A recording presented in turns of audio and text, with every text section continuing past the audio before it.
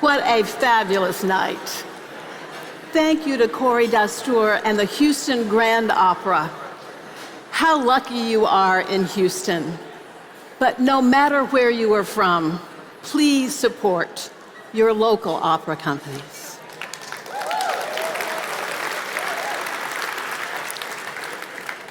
The stories in opera move us, inspire us, and motivate us. That is what you will hear in the stories from the extraordinary women on the panel tonight. Please join me in welcoming, got it, Kendra Rauschenberger, General Partner, Siemens Energy Ventures.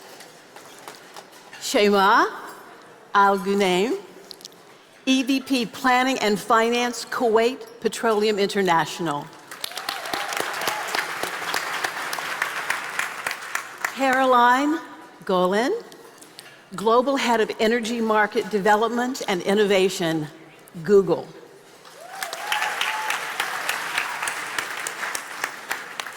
Marina Taib, SVP Corporate Strategy, Petronas.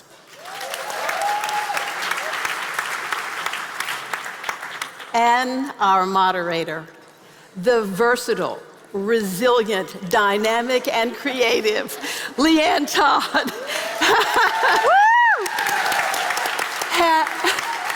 Head of Energy Transition, Sustainability, and Services, S&P Global Commodity Insights. The important world of energy needs your voices. We are in your hands, and we can't wait. Aw. Thank you. Good evening, everyone. What an exciting evening to start us. I want to extend a warm welcome to everyone in the audience tonight. And what a performance before this panel. Thank you to the Houston Opera for such a beautiful production. I also want to take a moment. And Ali, if you're out there, I'd love you to stand so we can all say thank you to you.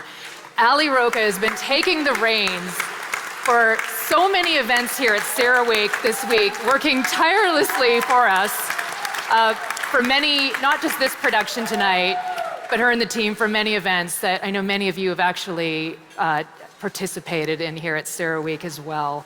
And then just quickly, Sulina, thank you for the introduction and passing the torch to Ali for the next generation of what we're doing. So thank you for helping me say thank you to them.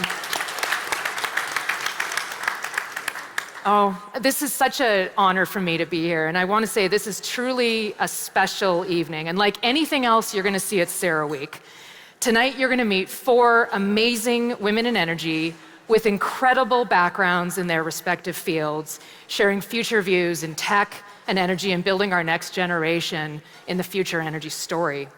Every year, I've received feedback on this panel on the inspiration of what people gather from this evening. So I sat to myself and thought, what am I going to do? I have to bring you on this journey of impact and inspiration tonight. So yes, there is going to be audience participation. No, you are not singing opera. So Dan asked if I was, and that would be horrifying for everyone. But if you choose, there is a question to answer. There is over 800 of us here this evening, and we're going to spread a bit of kindness in the world to thank 800 more people tonight. Our panel at the end is going to answer what they and who they would say thank you to. This might be someone who's inspired them on their career journey. It might be a 4th grade teacher, a parent, a colleague, a friend. I want you to join in this inspiration and share who you would say thank you to. You might do a post on LinkedIn. You might have other ways to do the thank you, but the participation of this is very impactful. And after this panel, hopefully, we are going to send 800 thank yous into the world with your note of who you would thank and why. So start thinking about it, and we're going to action it at the end of this evening. And on that note, let's begin. Welcome, ladies. this incredible evening. Thank you for joining me. As I mentioned, it's always a little bit of a different panel than what you see at CERAWeek, and so we're going to talk about impact and inspiration. And part of that is you talking a little bit about yourself and the journey. And I would love to start with you, Marina, if you don't mind. Thanks, Leanne. Hi, I'm Marina. I'm from Petronas of Malaysia. I'm the Senior Vice President of Corporate Strategy. I've been in Petronas for over 25 years, not over, just 25 years. I oversee a small team of about 150 of very diverse backgrounds, looking at from business intelligence to strategy development, portfolio management, mergers and acquisition, and ventures. Great, thank you. Caroline, welcome. Thank you. If you can tell us a little bit about your background. Yeah, Caroline Golan. So I work at Google, and I do a lot of things there. But the most interesting thing that we're doing right now is we collectively are trying to figure out how to shape the marketplace so that we can meet the economic growth challenge through clean, reliable, affordable solutions. And I've been at Google about 7 years now. I came out of academia, and before that came out of a failed art school student. But all of that has sort of woven together. And what I love about Google and what we're doing right now is creativity is the name of the game, right? So coming from the arts, transitioning into science, and now into business, I've sort of been able to bring everything together a little bit. But yeah, and I think today, I'm just going to say I was floored by the number of women today that I saw speaking that were just, by and large, the best voices out there at this conference, just the strength. And it's really, really encouraging. I mean, I remember when I started in the energy industry almost 20 years ago as a grad student, there weren't that many, and this is amazing. So, yeah. Well, if you've attended any of the panels at CERAWeek, you can't get away from AI. So we'll see if the fun game continues tonight, and you land that as well. Yeah. Shema, welcome. Thank you. I would love to hear a little bit of your background and your story. I'm a petroleum engineer. I started my career as a petroleum engineer in one of the subsidiaries of the oil sector in Kuwait, and moved around into planning roles most of the time spent over there. I'm a mother, and I'm happy to be the role model for my kids by becoming more and more dedicated. I love the challenges that I see in my job every day, and I like to come to every day to work and get inspired and think of innovation and AIs and other things. It has to come. This is me in a nutshell. I've been working in the oil sector for 28 years now. But I feel that every day is a new day, as if I'm starting at the beginning with all of the challenges that we see and the changes in the market dynamics. Well, welcome. Thank you. And Kendra, I would love to hear your story. Sure, yeah. So I'm Kendra. I'm general partner at Siemens Energy Ventures. And we basically build, pilot with, and invest in startups that can help build a sustainable, reliable, and affordable energy system. I've been with Siemens and Siemens Energy companies for more than 20 years. And I'm kind of a corporate child, obviously. But it gave me also a good opportunity to work in different countries, try different jobs, and also try different industries. And then in 2020, I got a call that kind of changed my life. So I got a call from my mentor at the time, who basically said, hey, I'm actually looking for somebody who can help me think about how we can tap into the startup ecosystem in energy. Are you up for that? And at that point in time, I didn't have a clue about what venturing actually really was. But it only took me a second to say, yes, of course, why not? And at the time, I was also actually in my second maternity leave with my daughter, Livia. And little did I know about the fact that I would start this new job that I had never done before, at the beginning of COVID with a 12-month child and a 3-year-old at home. So no office, at home.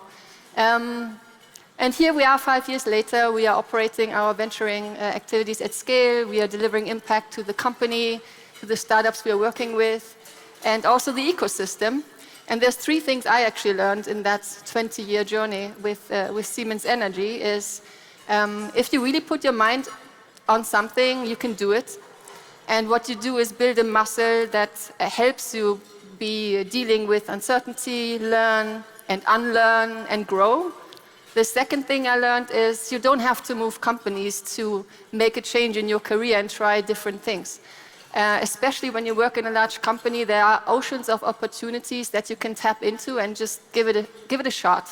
And then lastly, most importantly, having kids and having a fulfilling career is possible, but it's also really tough sometimes. So that's what it is. It's very hard for all those things. Thank you, Kendra.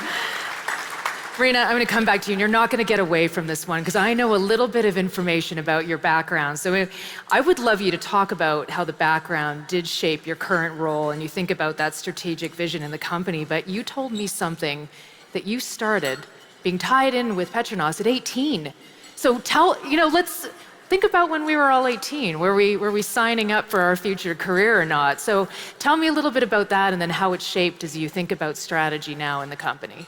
Yeah, actually, out of high school, I got offered a scholarship based on my results by Petronas to study in England. So at the age of 18, not really understanding what that meant, but that meant that I got to go and study overseas. I signed up, and it basically meant I had a job with Petronas for 10 years. So I thought there was a brilliant opportunity. And Petronas is an integrated company, just like what Kendra said. There's so many things you can do. And even though I trained as an accountant, for that 8 years that I was in UK, I came back, I worked in corporate finance, but eventually found my way in strategy in upstream. And so like I said, it's an opportunity for you to do many different roles as long as you're interested and you're willing to try it, right? So I think I've always had that, why not? Let's just try it. And I think I managed to convince people that I could talk about upstream, not being an engineer, that my bosses said, can you just go and do a master's in petroleum engineering? And I didn't know anything about it. So I couldn't do a master's in petroleum engineering, but I did a master's in petroleum business, and I learned things like reservoir and drilling, which I thought was amazing. And then I came back and I spent more years in strategy, and then my last role was in treasury, back to finance after 15 years. But I think now all that has shaped me is that all the things that, all the different experiences I've had in Petronas has helped to show me, what is important in terms of where is the value that's created. And also, I had to learn different things along the way, right? And everything was a new experience. Everything was daunting. Every move was like, I don't know anything about this, I'm going to die, right? So it was always like, oh my God, how am I going to do this? But it was learning new stakeholders, new partners, and I just had to survive, right? And I feel that helped me to formulate an enterprise view of the company. And that helps to shape now that when I'm in corporate strategy, I try to advocate for us to be facilitators of enterprise thinking, advocates of collaboration, and also thinking about value centricity, and just to integrate across the group. So. And you look after more than the oil side. You're in the new energies, you're on across a lot of strategy. So because of our strategy, it's not just involved in core business, but it's also looking at new business and also working towards decarbonization. So it's all across. That is amazing. And I love your statement of, oh my goodness, I'm going to die. I've got so much to I don't know. I face that. I think everyone in this audience, you're lying to yourself if you haven't felt that way. So everyone gets that. Yeah. Kendra, I find this really interesting. You have a really interesting background on where you're at with investing in some of the innovative energy technologies. Can you talk a little bit about what's on the horizon, what you're looking at, and how it's shaping the future of energy sustainability? Yeah, so as we all know, 35% of emission reduction needs to come from technologies and business models that have not been commercialized yet. And what we also know is that taking those technologies out of the lab into commercialization is super tough. So in our experience, when you want to scale an energy technology startup, it takes more than capital, especially if those companies try to build hard tech, so like real plants and real products that almost always require a first of a kind to be built. And we believe that it basically needs deep technical expertise about what you do.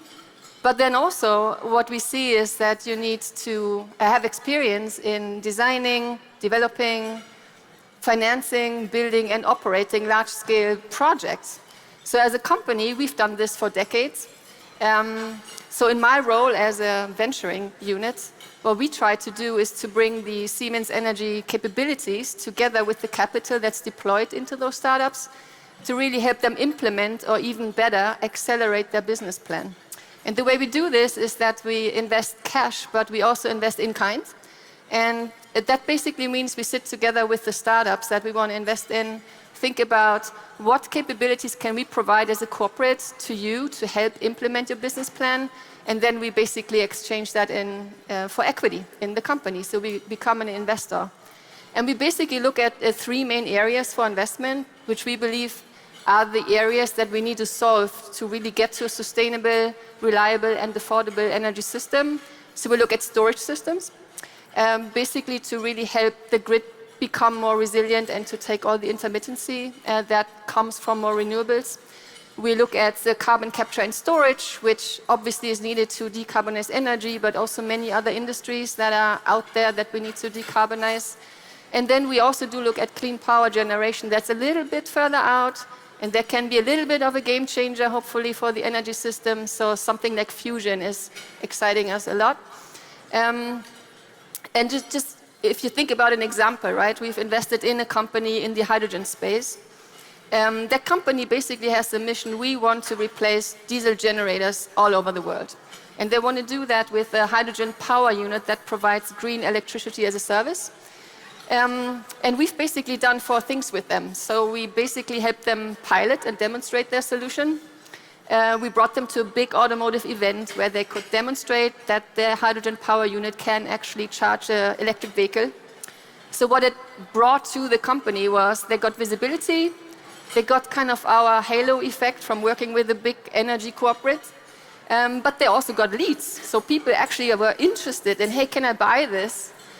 And so the second thing we then did was to help them convert some of those leads into orders, because that's what you need as a startup. So we converted into orders and helped them build their lead pipeline. And then when we were investing into the company, we were also then deciding to become their manufacturing partner. So instead of the startup having to build their own manufacturing facilities, we've basically done that for them, and we are now co-locating with them in our facility to help them scale. And these types of innovations don't only reduce emissions, but they also make the energy system much more resilient and efficient. And that's really what we try to do with those investments, is kind of pave the way towards a sustainable future of energy, investment by investment and step by step. Kendra, I think you're hearing it throughout this week on, and as you just talked, all energy sources, pushing on the technology, incredibly interesting. I'm sure you have passion projects in there that you can ask Kendra about after this, because there's some really interesting areas for you. Shaima, I'm going to come to you. I would love to hear, I mean, it's aligning, again, that financial strategy along with the company. Can you talk a little bit about what that looks like for you? The finance is very important, and ensuring you have a resilient financial system within the company is very important. And in view of the dynamics of the market and especially that KPI is working in Europe, where the demands for sustainability and sustainable fuels becomes of more importance and a larger attention to it. So sustainability and ESG, or environment, social, and governance, becomes very important to be embedded in all of the financial decisions. And this comes through many initiatives. So things like the ESG reporting and making sure that we meet regulatory, ensuring some green investment and how these green investments have the right returns that will bring and generate the cash for the company. Making sure that you integrate technology and innovation in how you take that financial decision. So it's a very important thing to ensure that your financial strategy is very resilient and very agile and able to meet all of the challenges of the future. And at the same time maintaining your competitive advantage in the core business where you generate that cash. So balancing these two things and ensuring that you have the right financial strategy that can take you to the miles and miles that you need to go is very important, given that in the oil and gas business, it's a very volatile business. Margins goes up and down every day, and hence the resilience of your systems and ensuring you have the right risk management processes to ensure you take all of these risks into account and put the right mitigation plan that will take you the next steps. So sustainability financial strategy is one of the most important things in your day-to-day activity to ensure that you have the right path forward. If many of my finance partners are out here, we love our finance teams. We genuinely do. They help you in the business and the strategy, as you called out, and it is such an important cycle in that life of how we're going to look at return on investment on these projects. So thank you for that. Caroline, how are you leveraging technology to drive innovation in the energy markets? Yeah, it's interesting. I think 20 years ago, I would never have expected that I would be driving technological change across the globe, to be honest. Like 20 Congratulations. 20 years, thanks. Yeah, 20 years ago, I was falling off the stage. I was like looking at these women tonight being like, oh, you're everything I wanted to be. And now I get to follow you as the second act, so there was that. But, you know, technology, I mean, we're a technology company, right? Google's a technology, all of you use our technology every day, all the time, and you will increasingly use it because the world is digitizing. What many of you know, because you're at this conference, is the background of that digital use is large digital infrastructure, right? So our data centers. And so most of my job consists of finding a way to decarbonize massive industrial load all over the planet, hourly and locally. And to do that, you have to fundamentally change the entire energy ecosystem because there isn't a grid set up in this entire world to be fully decarbonized.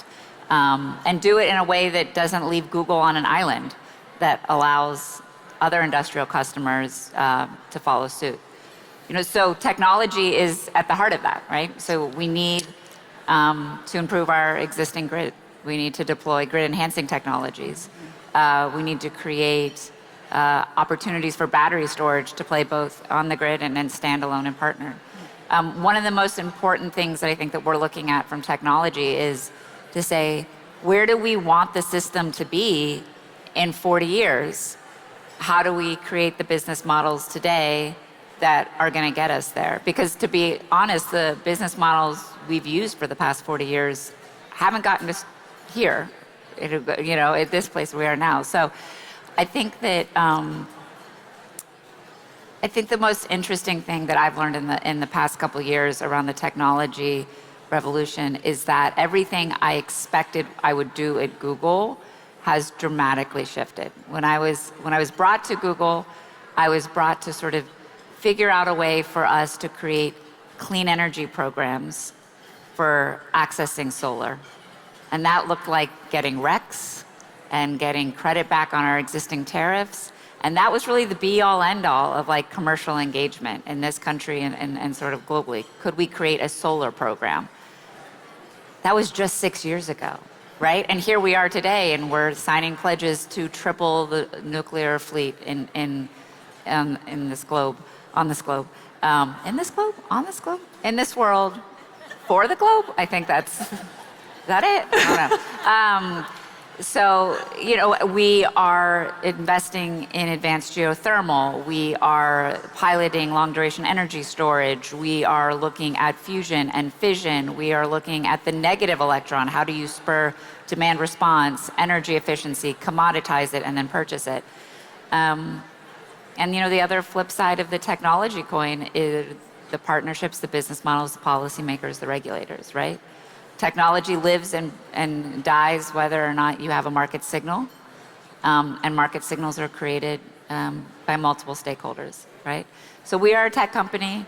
We're looking at every single technology in the energy system. We hope that our load is the catalytic function that creates the change that we want to see. And at the heart of that is working alongside women like this and all of you out there, because I guarantee you we don't even have half of the problems solved today, right? So a plethora of challenges that we get to go for the next part. I think this is an important part to the story of my fabulous women up here, and it really is on the next generation. And Kendra, I'd love to come to you and talk a little bit about, in your role, how do you look at advancing the next generation in the tech and new venture space? Yeah. So it's probably not the first thing that you think about new skill build-up when you think about startups and venturing necessarily. But it was always very important for us that we basically create business impact with what we do, but also people impact with what we do. And when we think about people impact in our context, is really how can we build entrepreneurial muscle for our company, and how can we make more people in the company work with startups or build their own startups. That basically gives us the entrepreneurial drive to drive the energy transition. And we basically do that in 3 ways.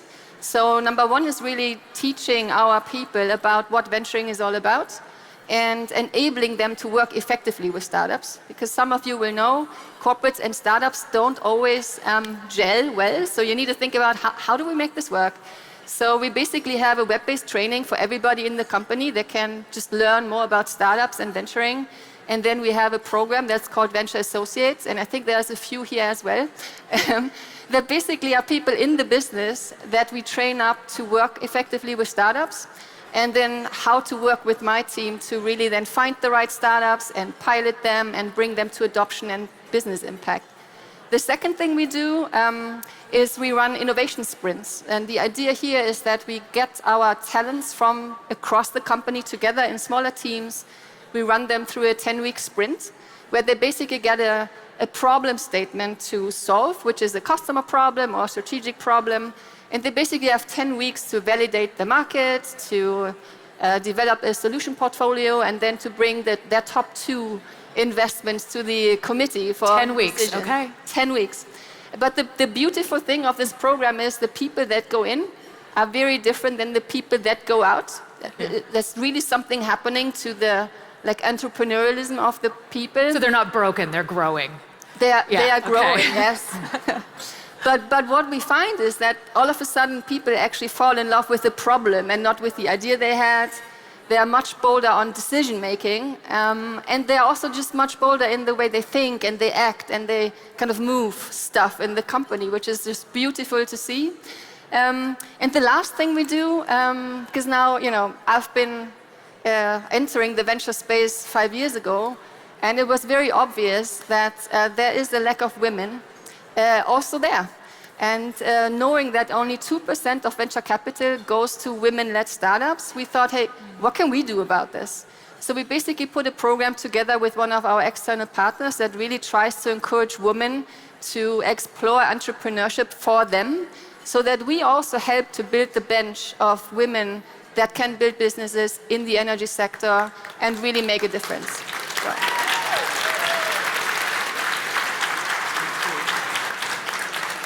Marina, I'm going to come to you. Petronas always has several incredible programs in mentoring and bringing up the next gen. Can you talk about something that you're involved in and why? Okay, thanks, Ken. Thanks, Leanne. Actually, I mentioned just now that I received a scholarship. So actually, Petronas, as the national oil and gas company of Malaysia, since we were first incorporated in the 70s, was very big on nation building and growing our own timber. Because as you can imagine, it was a nascent industry in Malaysia at the time. So it was about getting more people involved and educated in the oil and gas industry. So we have had programs since then to send people to university, help lower income students from across the country to go into secondary and tertiary education. And it's across all sectors, technical sectors and also non-technical like me for accounting. And actually to date now, we've sponsored close to 40,000 people across the globe. So it's mainly in Malaysia, but also in other places that we operate. So we are not, we don't exclude. So wherever we have operations, we also do sponsorship. And they then have jobs in Petronas or not without jobs in Petronas. I feel that this develops a good sense of purpose and a sense of belonging because, you grow up with the company, but you also grew up and you were given the exposure and the opportunity. So I feel that as a recipient, we try to give back by doing mentoring, and also we get staff across the group to go back and do mentoring or just English classes with rural schools, just to build up those programs. So that's for the future generation. And but the other part is also on building STEM, science, technology, engineering, and maths across the country. And we also try to inculcate this from schools and also into university and then across employment within Petronas, and also to grow women in STEM. So that's something that, as the chairperson of the Petronas Leading Women's Network, it's also to inculcate and to work with the other energy companies in Malaysia to grow STEM within the education system, and also more women to enter the energy industry. And of course, women in the energy industry, we try to also do mentoring and to provide inspiration, because I think people need to be inspired so they can see that actually there is hope for them to do better and to achieve more. So, yeah. Did I tell you that's my theme for tonight? Inspiration. Thank you for that. Caroline, I'm going to come to you. Google, how do we support the next generation? What kind of programs? So I'm going to tell a little story. This is not a Google program. Is there anyone from Google in here? Okay. So I'll tell a story. So I fell into grad school. Like literally, my father picked me up out of art school and put me at Georgia Tech and said, "This seems like a better idea." And at the time, he was right. I was also 4 months pregnant when I got accepted into the PhD program at Georgia Tech and at a number of different universities. And I had to make the decision about where I would go to do my PhD based on where they were going to give me the most amount of money. That's a completely rational decision, right? And that's why I ended up choosing Georgia Tech, because Atlanta's great and I'm still there. But what I didn't think through was that money would not be there if I decided to take time away to be with my child more than 2 weeks. And that if you aren't enrolled in classes for more than a semester, you have to reapply to the school as a grad student. So if you were someone as lucky as I was to have an NSF at the time, fully funded, I had the ticket, all $30,000 a year to pay for everything for a child, you also could not leave. I went back to school 4 days after my first child was born. Oh. Because if I didn't go to my final, I didn't pass my class. And that is not an unusual path for women in science. If you want to get a PhD in this country, you better be able to afford live-in care. And how many PhD students can afford live-in care? They can't. Now, I was lucky enough to have a couple of professors who went out and found me money so that I could essentially be at home during the day with my child, and then my next child, and then my next child, and then my next child.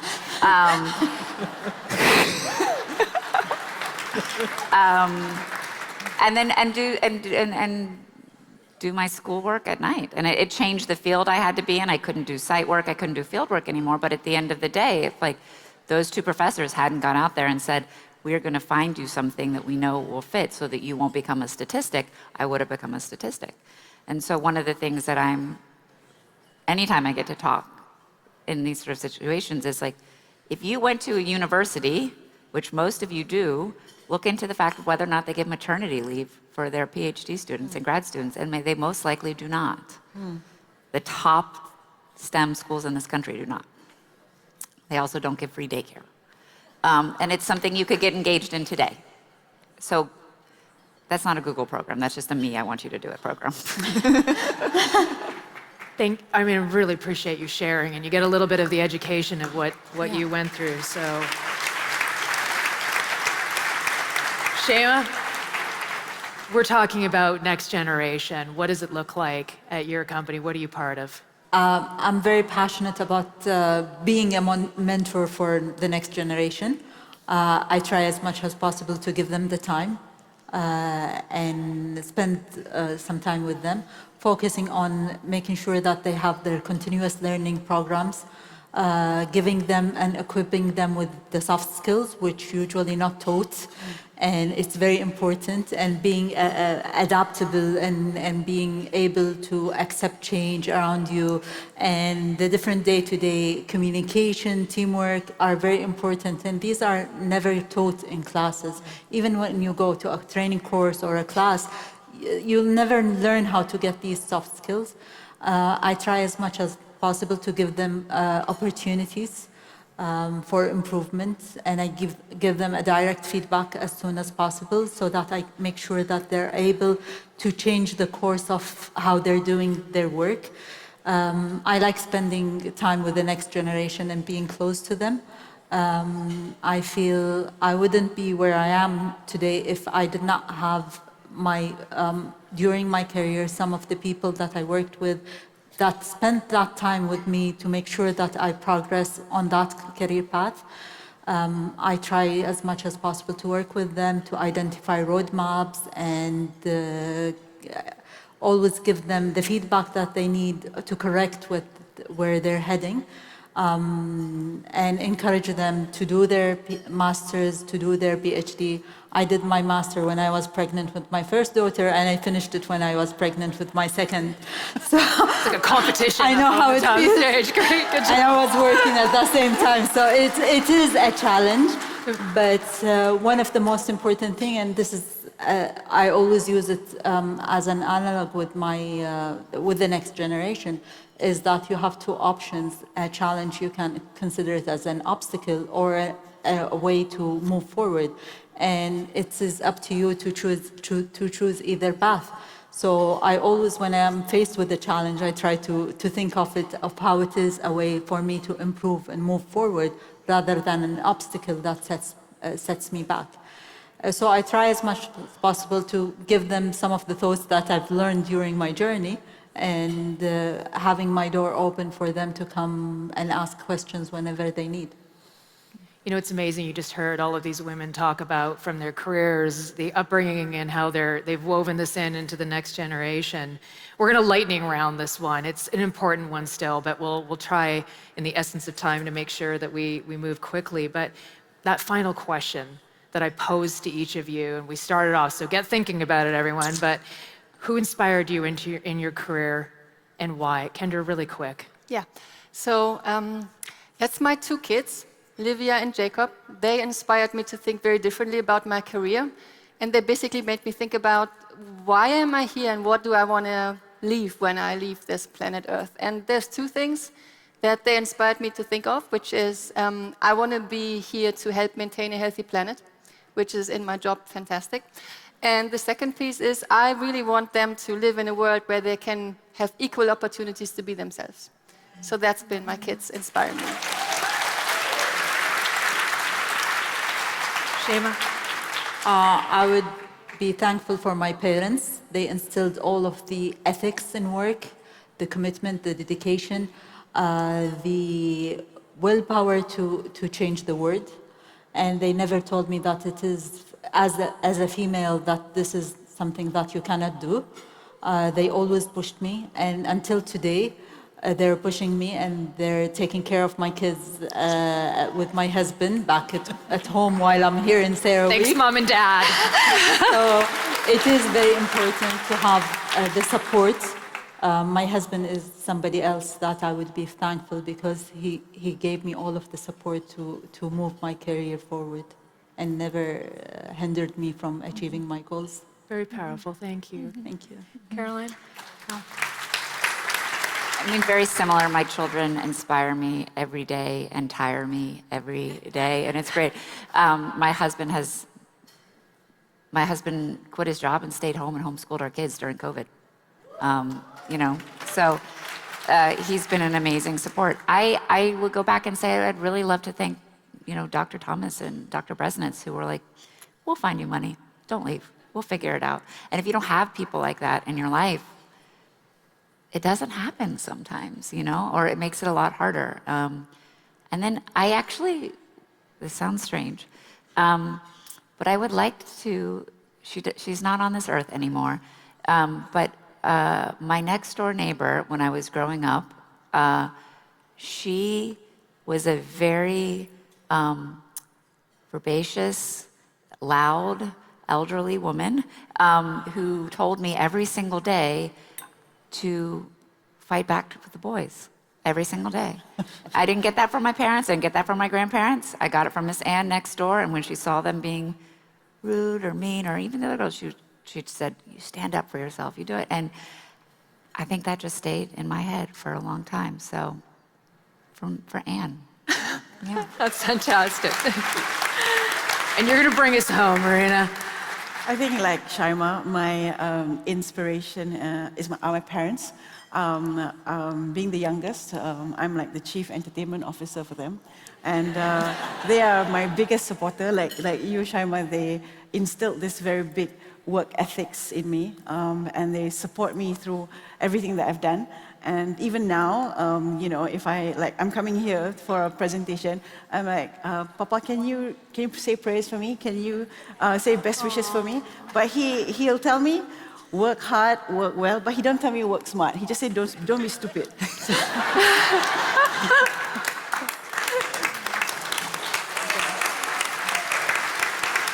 What about you?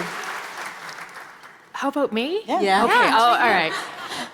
On Saturday, I have a sister who has been a CEO in oil and gas companies, and she is truly my inspiration. She wrote me the best text. She's like, I love you.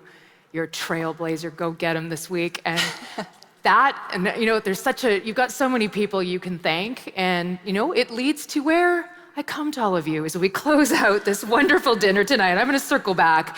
And I hope you really were inspired by this evening, and that is a comment. And I hope you will find that person that you're going to say thank you to, and you'll put something out there tonight. I promise you it's going to make not only you think about such incredible memories, it's going to help inspire others and get everyone thinking about that, because it's an important part as we talk about bringing the next generation, which you got to hear today. I am so grateful to all four of you joining me on this panel and, bearing out a few personal items and parts of your own careers, and sharing the journey with all of us here tonight. I'm going to wish you all a wonderful CERAWeek 2025. Be inspired, and thank you so much for attending and being with us. Thank you.